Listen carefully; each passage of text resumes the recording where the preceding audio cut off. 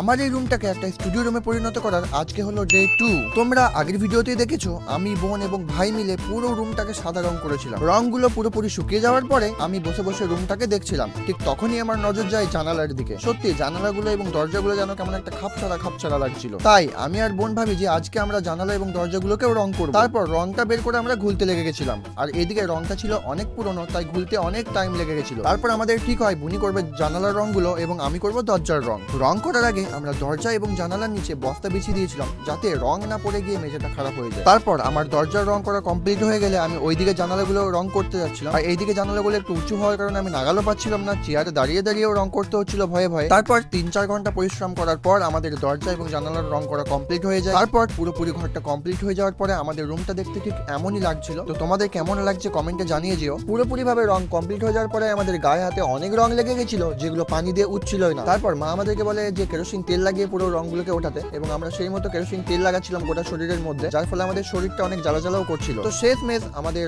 রংগুলো আস্তে আস্তে উঠেই যায়। আর প্লিজ তোমরা একটু বলে যেও আমরা দেওয়ালে কি পেন্টিং করবো নাকি ওয়াল স্টিকার লাগাবো, যেটা এখন অনেকেই লাগাচ্ছে।